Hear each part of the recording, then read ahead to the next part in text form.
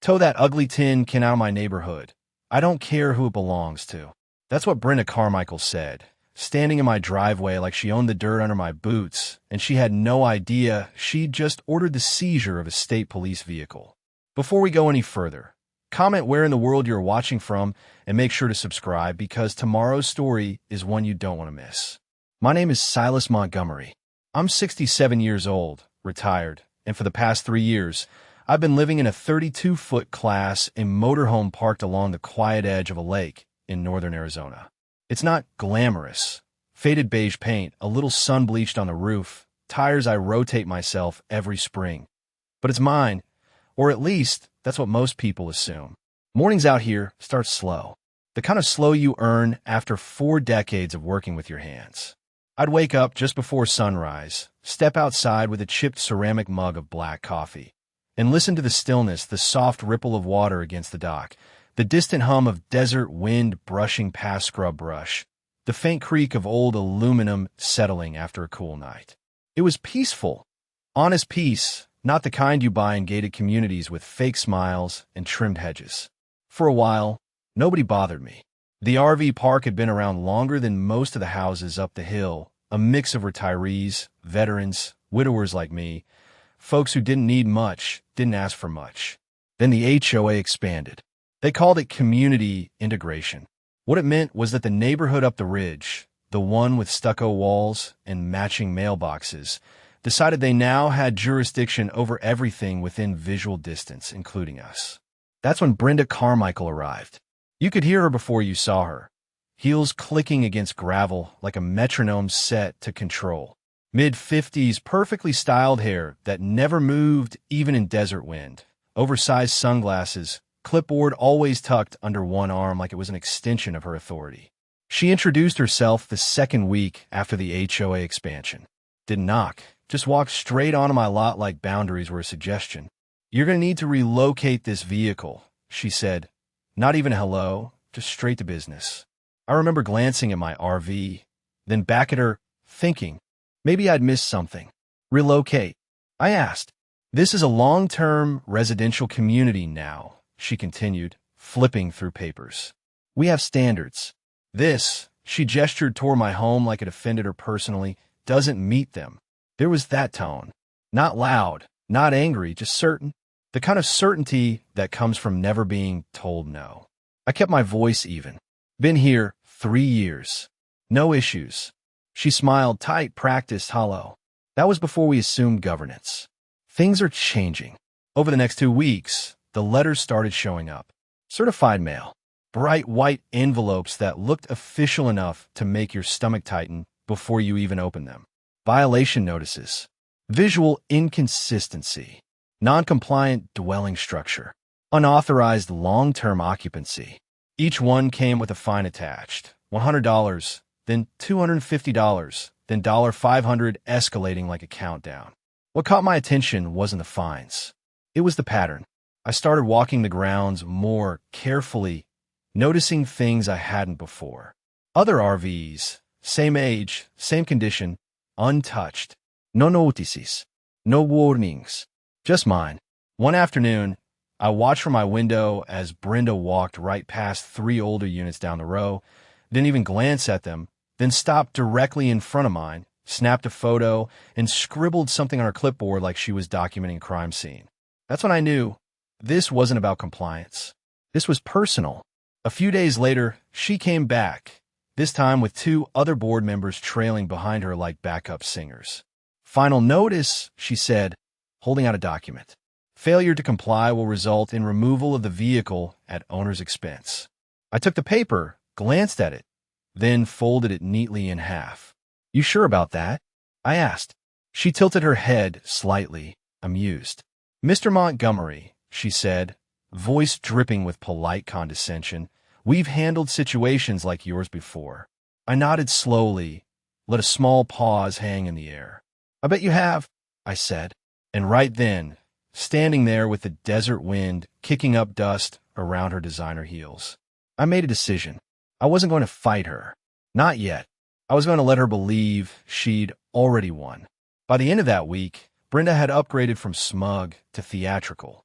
She stopped sending messages through certified envelopes and started making appearances in person, always at the worst possible time, always with an audience. One Tuesday morning, while I was checking a loose water connection under the coach, I heard the low electric whine of a golf cart coming down the gravel lane. I looked up, and there she was perched beside her vice president like a queen on parade, sunglasses on, posture stiff, clipboard in hand. She didn't even get out at first. She just sat there, surveying my RV the way a lender looks at a property they plan to take.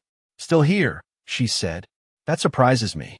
I wiped my hands on an old shop rag and stood up slowly. "Morning to you, too."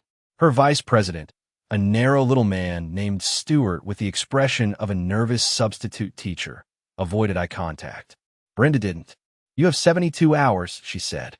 "After that, enforcement moves to the next stage." She said it like she was announcing a weather system rolling in. I noticed then that she had a small camera clipped to the cart windshield. Not for records, for intimidation. She wanted footage of me looking cornered. So I gave her exactly that, or at least the version of it she expected. I let my shoulders sag, let my silence stretch, asked her, quiet as can be, whether there was any room to work something out. That was all she needed. The smile that spread across her face was almost embarrassing to watch. Some people don't want resolution. They want surrender.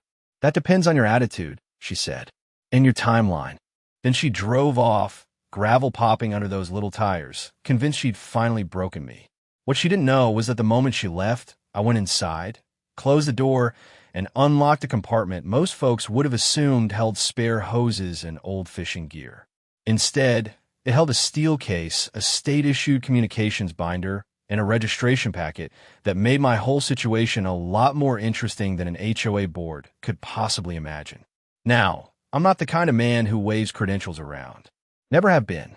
My whole working life, I learned the value of looking ordinary. People reveal themselves around a quiet man. They relax. They overplay their hand.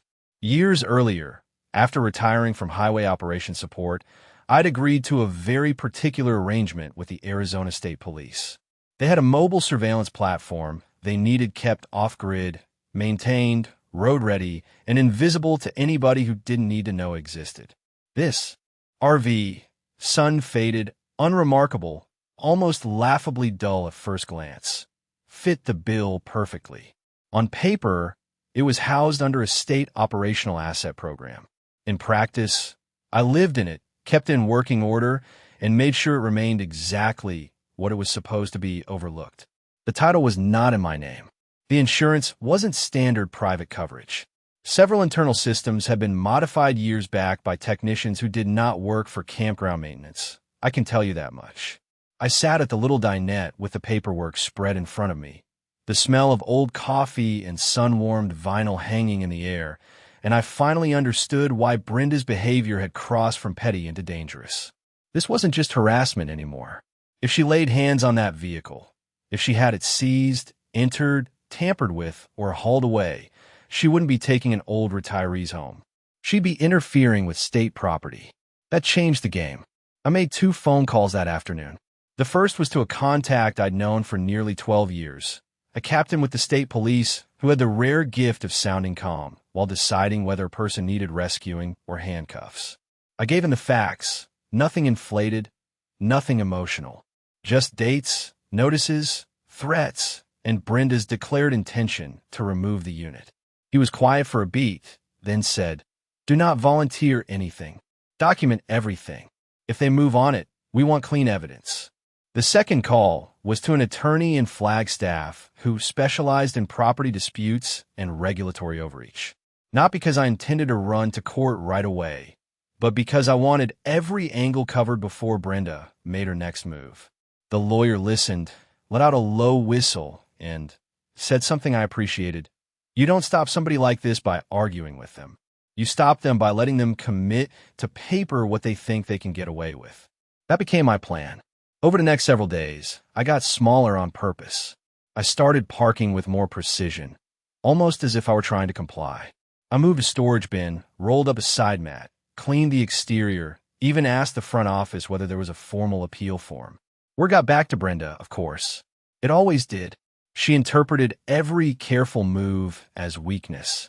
Meanwhile, I installed 2 additional cameras, one near the hitch area, one angled toward the access road. I backed up every voicemail. I kept a handwritten log, times, witnesses, wording, vehicle plates. Then came the moment I knew she was done bluffing. A yellow notice appeared on my windshield just after noon on a Friday, flapping in the dry wind like a warning flag. Not a fine, not a courtesy letter. An order of removal authorization, signed by Brenda Carmichael herself, with a towing company name typed neatly at the bottom and a compliance deadline set for Monday morning at 9 a.m. She hadn't just threatened me now.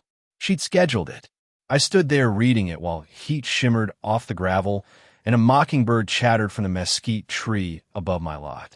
And for the first time in days, I smiled for real. Because once she put it in writing, all I had to do was make sure she followed through. Monday came in quiet, the kind of quiet that doesn't feel peaceful. It feels like something is waiting. I was up before sunrise, same as always, but I moved slower on purpose, made coffee, sat a little longer than usual, let the minutes stretch out like I didn't have a clock ticking over my head. At exactly 8:12 a.m., I walked down to the HOA office with a plain white envelope in my hand. No cameras this time. No witnesses. Just me and the performance I needed to sell. Brenda was already there. Of course she was. People like her don't miss their own victory lap. She looked up when I stepped inside, and I swear, I could see the satisfaction hit her before she even spoke. "Mr. Montgomery," she said, leaning back in her chair, fingers steepled like she was about to close a deal. "I was beginning to think you'd chosen the difficult route." I set the envelope on her desk, pushed it toward her with both hands, slow, deliberate. "I don't want trouble," I said.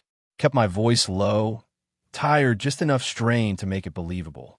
Figured it's better to just handle it. She opened the envelope right there. Didn't even pretend to be discreet. Inside, cashier's check. Full amount of the listed fines. Not because I owed it, but because I needed her to believe I accepted her authority. That was the key. Her eyes flicked up at me, just for a second, and there was that shift. Suspicion melting into certainty. She had me. "Smart choice," she said. "Most people drag this out and make it worse for themselves." I nodded. Let my shoulders drop a little further. About the removal notice, I added, careful, hesitant. "If I'm cooperating, is there any chance you could delay it? Give me time to figure out where to go." She didn't even hesitate. That's how I knew I had her exactly where I needed her. "No," she said, crisp, final. "Enforcement actions proceed as scheduled. Compliance doesn't erase prior violations. It just stops them from getting worse." Then she leaned forward slightly, lowering her voice like she was offering me a favor. "But I will make sure the towing process is efficient." Efficient. That word hung in the air like a promise she didn't realize she was making. I thanked her. Actually thanked her. That part almost made me laugh, but I kept it buried, nodded once more, and walked out like a man who just accepted defeat.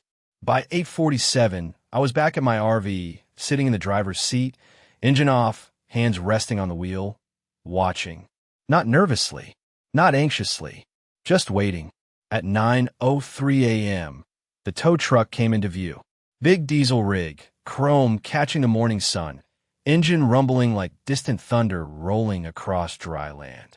It pulled in slow, deliberate, like the driver had done this 100 times before and didn't expect anything unusual. Brenda followed right behind in her SUV, parking in an angle that gave her a perfect line of sight. She stepped out, sunglasses on, posture straight, already wearing that expression, the one that said this moment belonged to her. I stepped outside as the tow operator climbed down from his cab. Nice guy, mid-40s, looked like he'd rather be anywhere else. "You the owner?" he asked. I gave a small shrug. Something like that. He glanced between me and Brenda, clearly picking up on the tension but not wanting any part of it. "I've got an authorization order," he said, tapping the clipboard. "Signed and verified." Brenda stepped forward before I could respond. "Everything is in order," she said. "Proceed." There was no hesitation in her voice. No doubt. No second thought. Just pure, blind confidence. I raised my hands slightly, not in protest, just enough to signal I wasn't going to interfere. "Go ahead," I said, quietly. "I won't stop you." That sealed it. The driver nodded, moved toward the front of the RV, and started setting up the rig.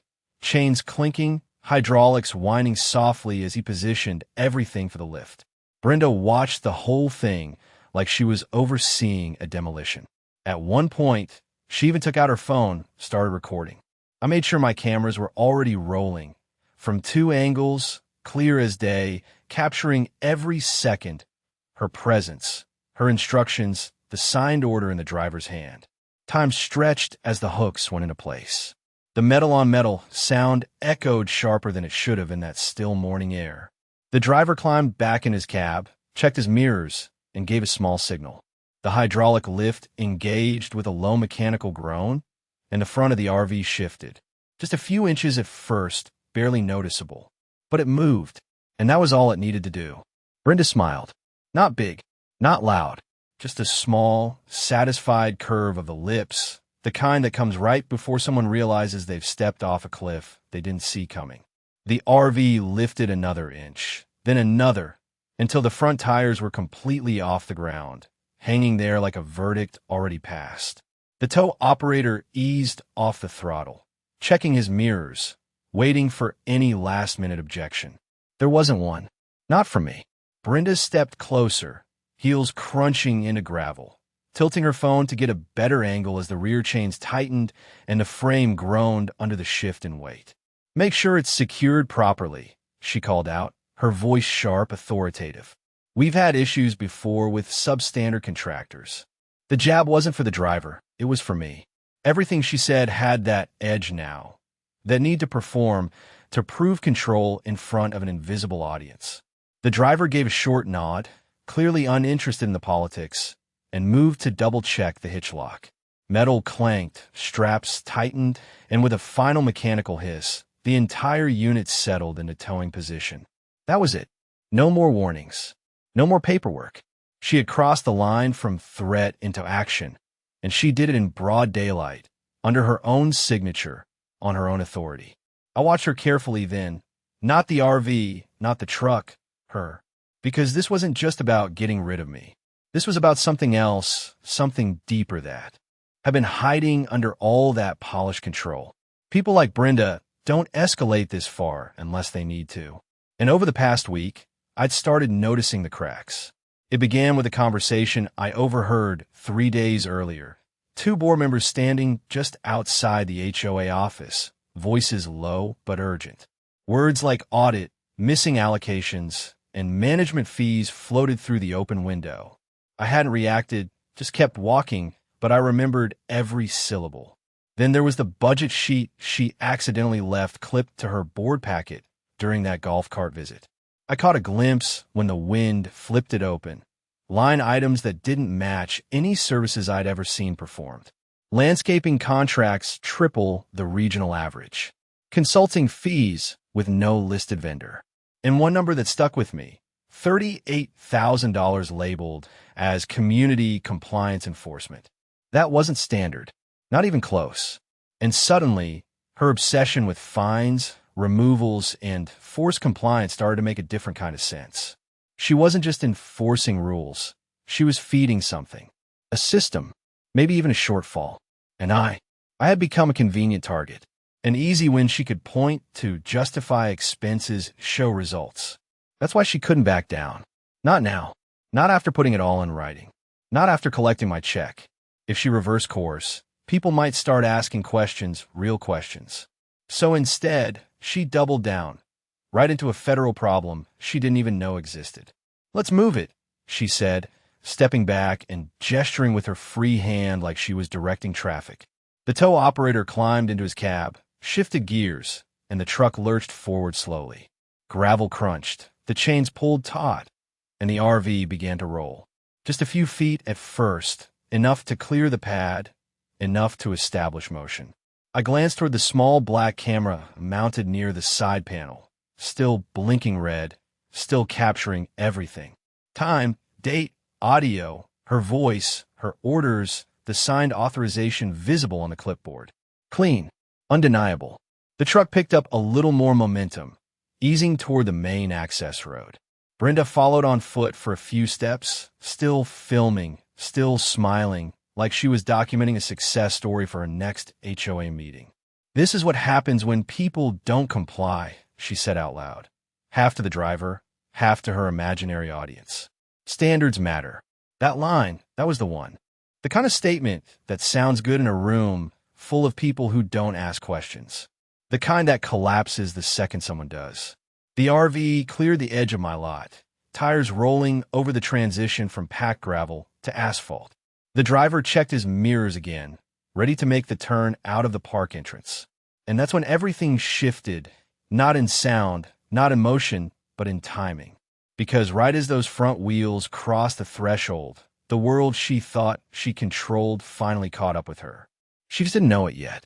And she wouldn't, not for another 10 seconds, when the first set of sirens broke through the quiet morning air, low at first, then rising, getting closer.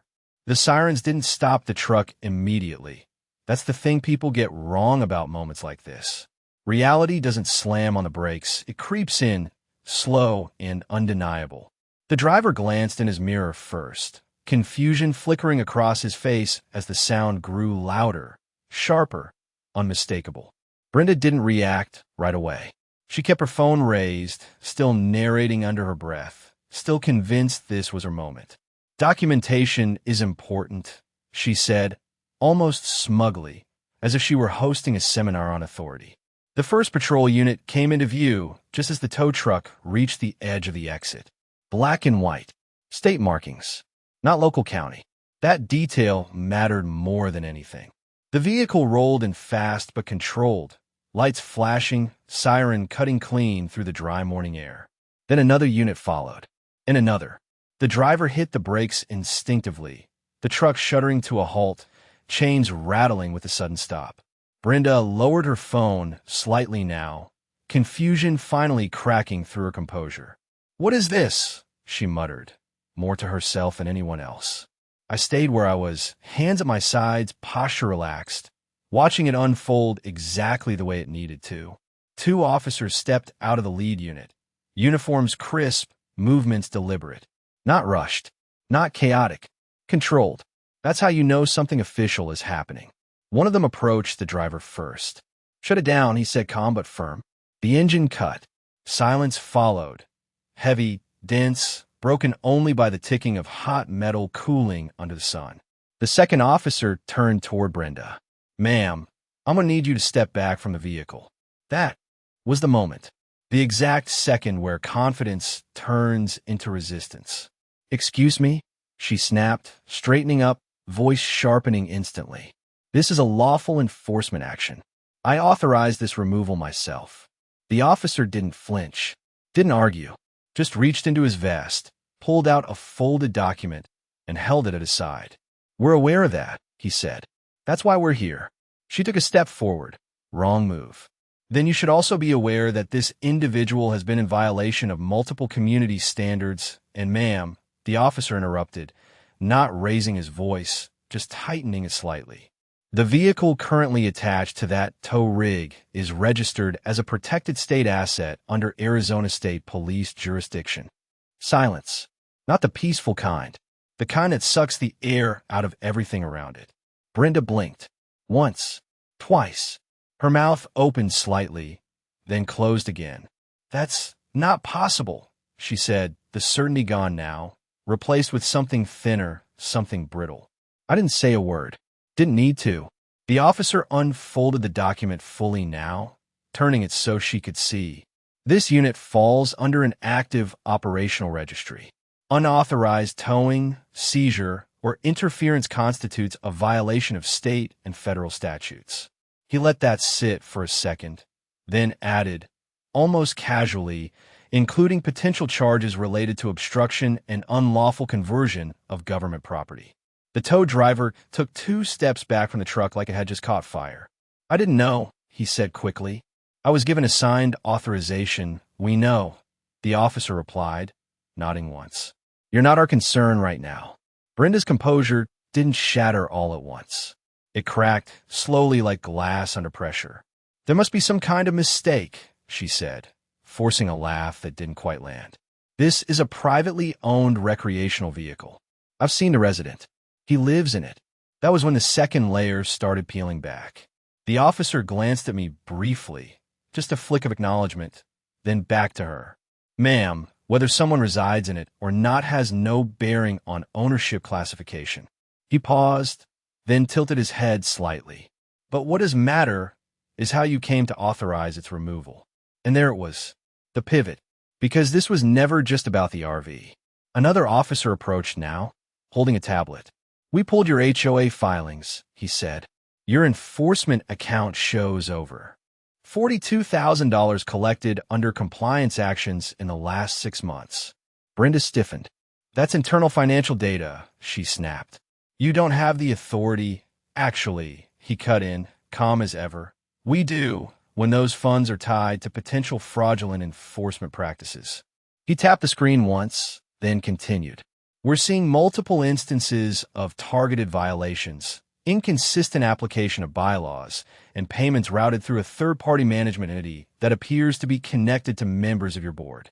The air shifted again, this time heavier, colder. That's ridiculous, she said quickly. Too quickly. Those are standard administrative processes. The officer held her gaze. Then you won't have any issue explaining them. He stepped aside slightly as another unmarked vehicle rolled in behind the patrol units. Different presence, different weight. The kind that doesn't show up unless something bigger is already in motion. Brenda looked around now, not at me, not at the RV, but at the scene she no longer controlled. And for the first time since she stepped onto my property, she looked like someone who realized the ground beneath her wasn't hers to stand on anymore. For a brief moment, nobody moved. The officer stood in place, calm and unreadable. The tow driver hovered near his cab, unsure whether to step forward or disappear entirely. And Brenda, she straightened her posture again, smoothing down the front of her blazer like she could press the situation back into something manageable. That's the thing about people like her. They don't process consequences right away. They look for angles, loopholes, ways to reassert control, even when it's already slipping through their fingers. She let out a small, sharp laugh, the kind meant to dismiss reality before it fully settles in. This is absurd, she said, shaking her head slightly. You're telling me that this rundown motorhome is some kind of protected government asset? She gestured toward the RV like it offended her all over again. I've seen inside units like this. They're barely roadworthy. You expect me to believe the state is running operations out of something that looks like it belongs in a scrapyard. The lead officer didn't respond immediately. He just watched her, the way someone watches a person dig deeper when they should stop talking. I took a slow breath, stepped forward just enough to be part of the conversation without interrupting it. My voice, when it came, was steady, almost conversational. Brenda, I said, using her name for the first time since this started. You can stop this right now. That got her attention. Her eyes snapped toward me, irritation flashing. Excuse me.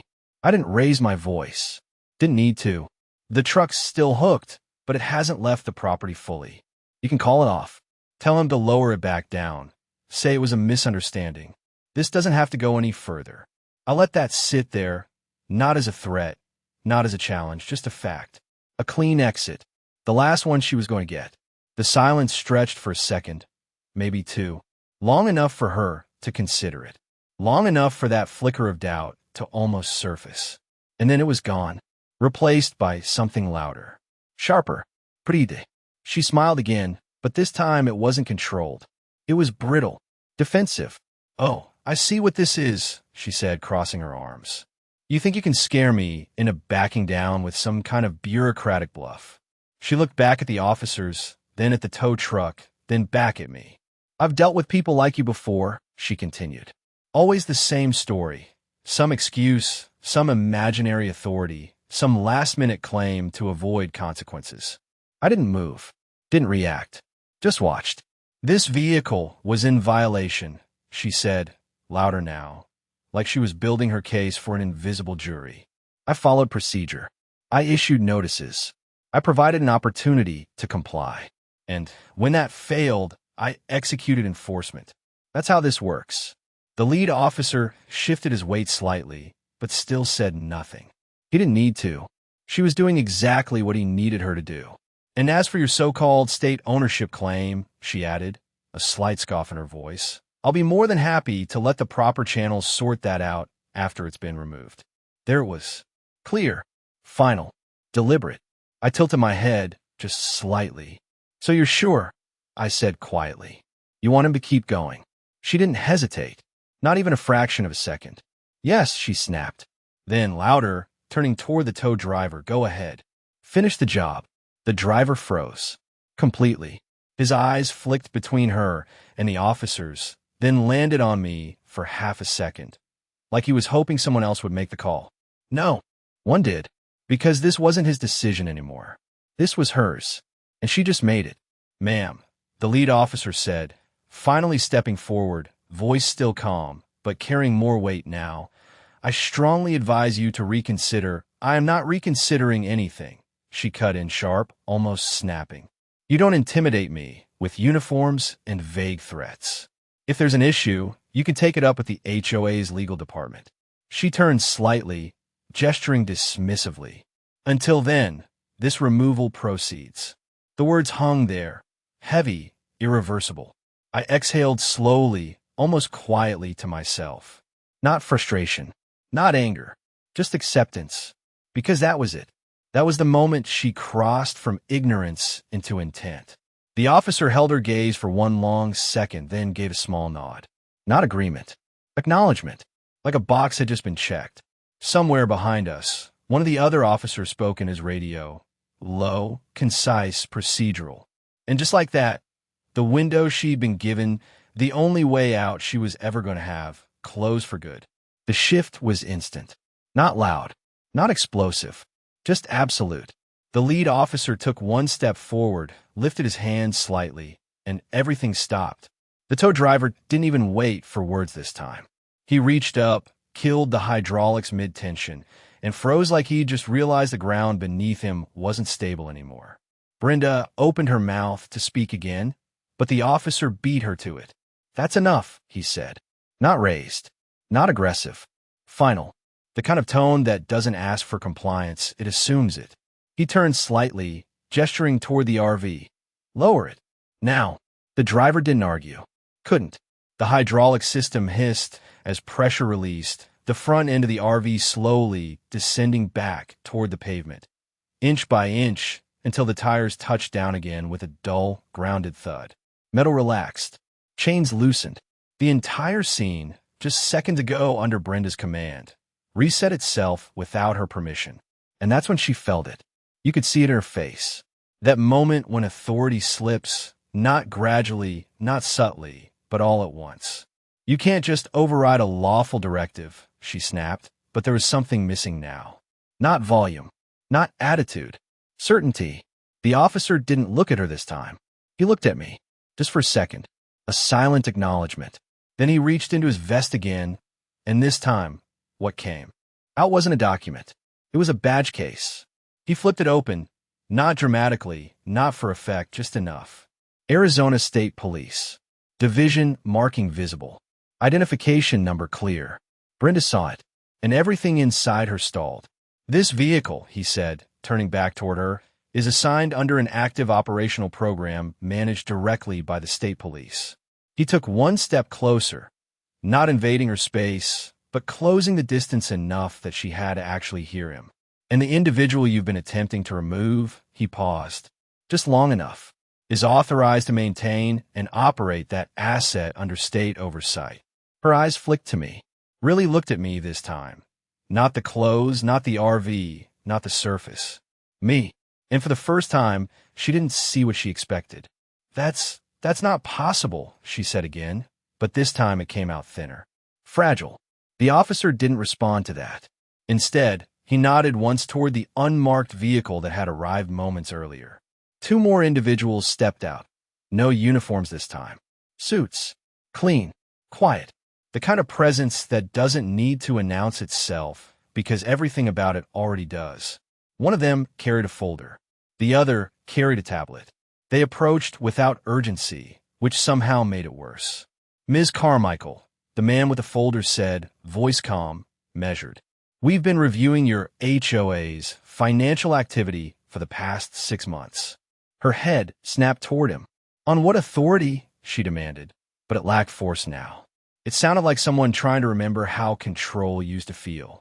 He opened the folder slightly, just enough for her to see the header. Federal jurisdiction notation. Audit references. Transaction summaries. On the authority granted when local enforcement practices intersect with federal financial violations, he replied. Then he looked directly at her. You've been issuing targeted enforcement actions, collecting fines, and routing those funds through a management entity linked to your board. The second man tapped his tablet once. We've identified over $40,000 in redirected funds, he added. Misclassified under compliance operations.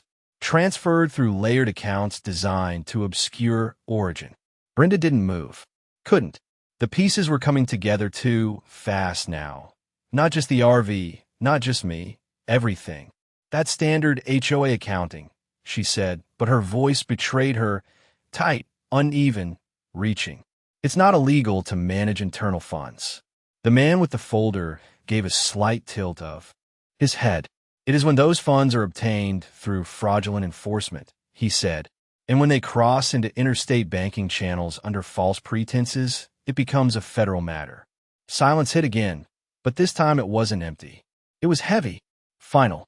Brenda's gaze shifted between the officers, the suits, the RV, then landed back on me. And in that moment, the last piece fell into place. The realization wasn't loud. It didn't need to be. It was written all over her face. The collapse of every assumption she'd built this on. The man she'd targeted, the one she'd dismissed, cornered, humiliated, wasn't powerless. He was the one thing her entire system couldn't survive. Connected, protected, watching. Her lips parted slightly, like she wanted to say something, to undo it, to reframe it, to grab onto anything that still made sense. But there was nothing left to grab. The officer stepped forward again, this time not as a warning, but as execution of process. Ms. Carmichael, he said, voice steady. You are now being detained pending investigation into unlawful seizure of state property and suspected financial fraud. And just like that, her world, every ounce of control she thought she had, collapsed into something she could no longer command, no longer manipulate, no longer escape. They didn't rush her. That was the part that made it worse.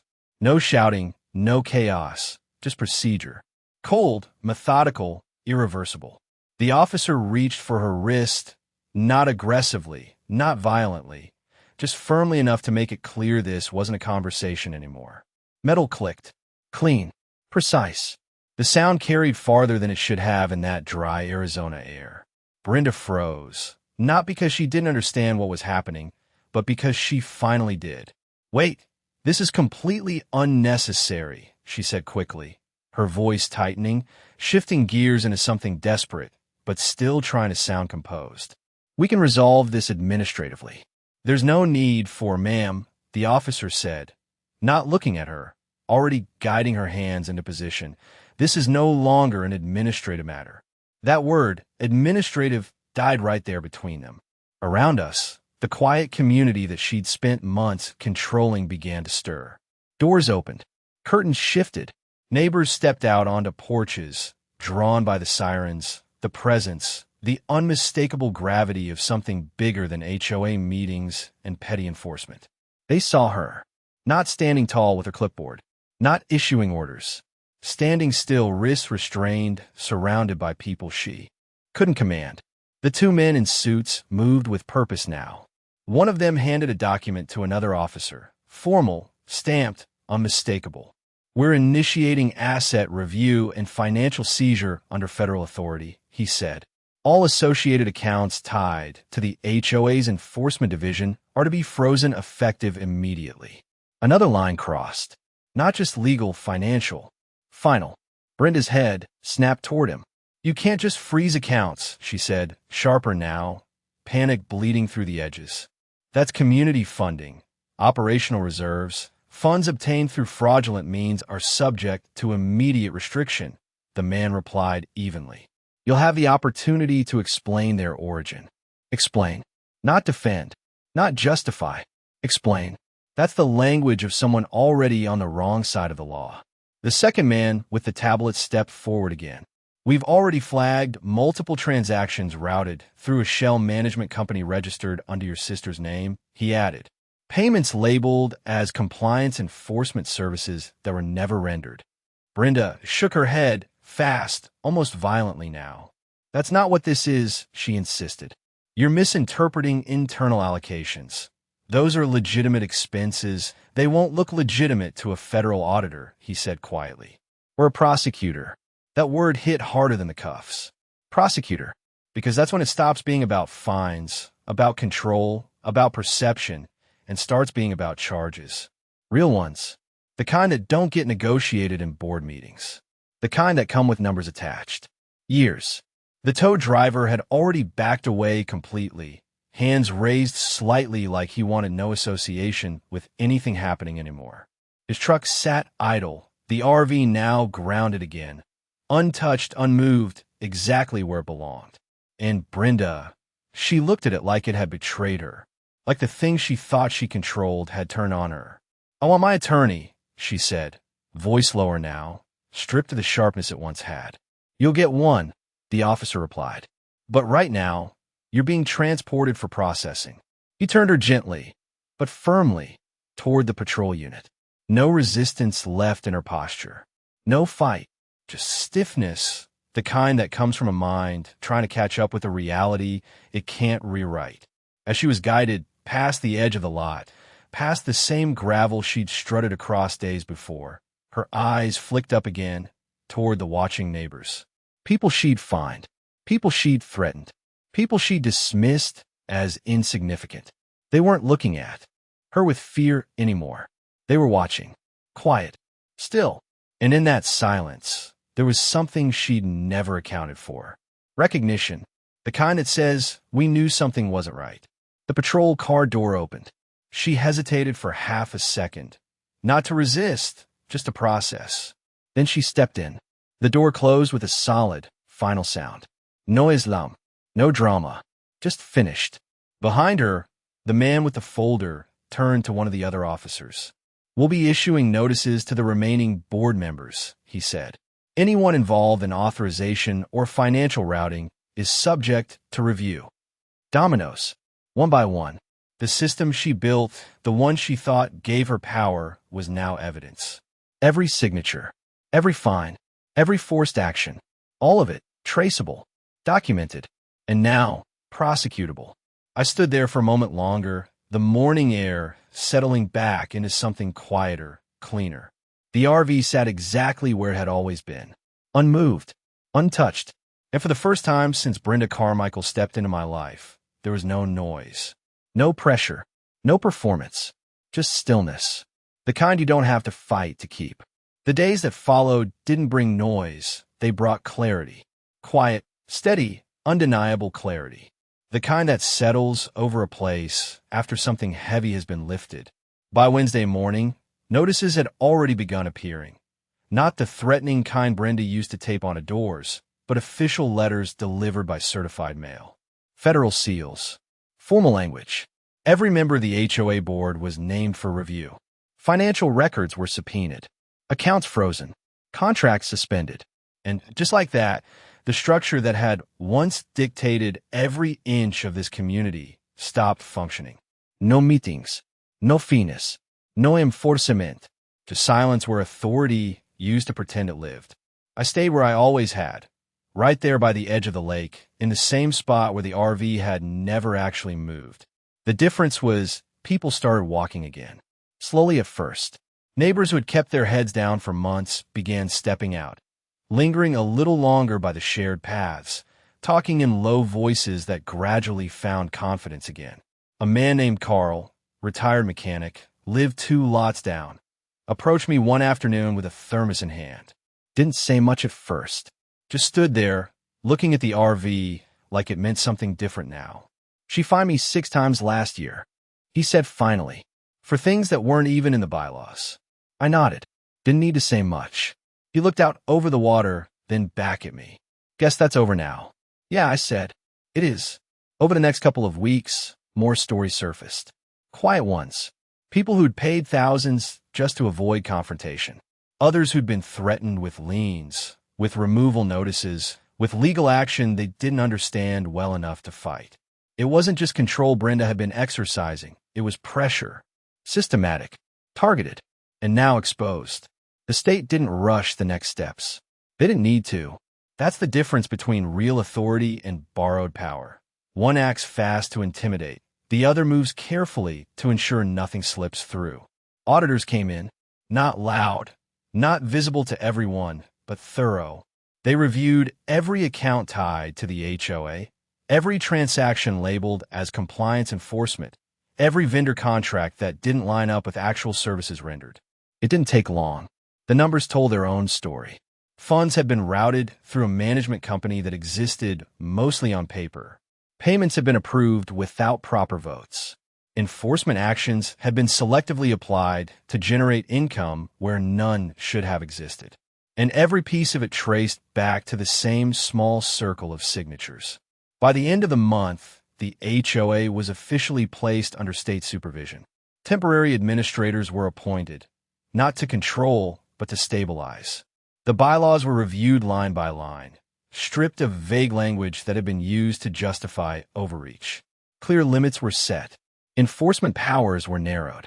Transparency requirements were introduced. Every resident received a breakdown of what had happened and what would change moving forward.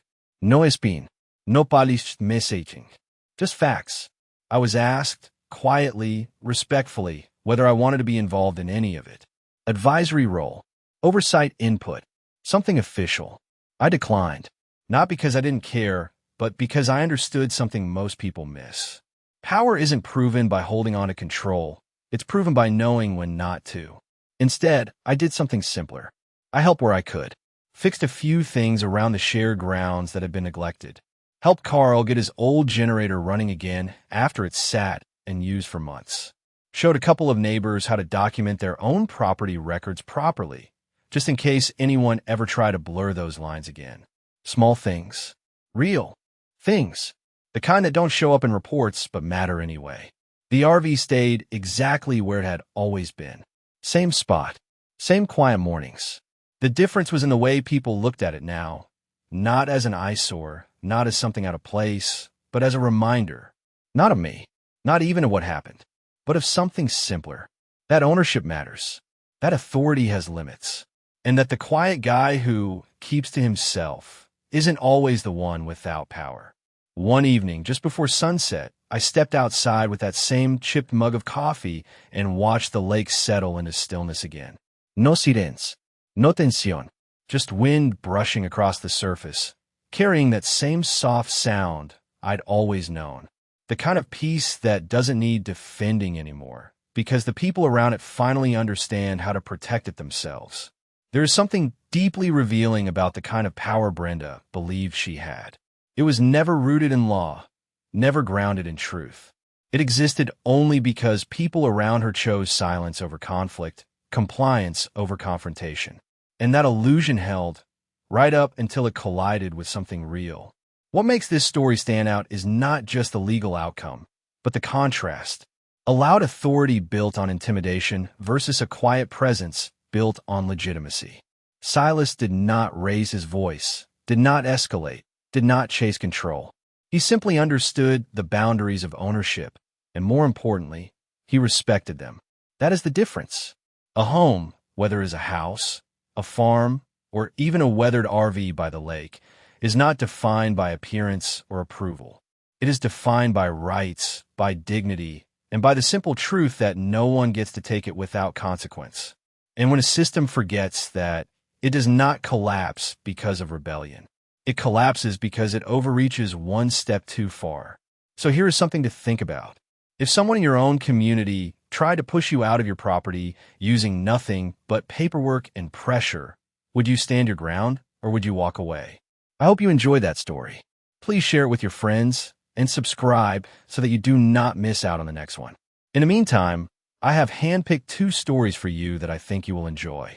Have a great day.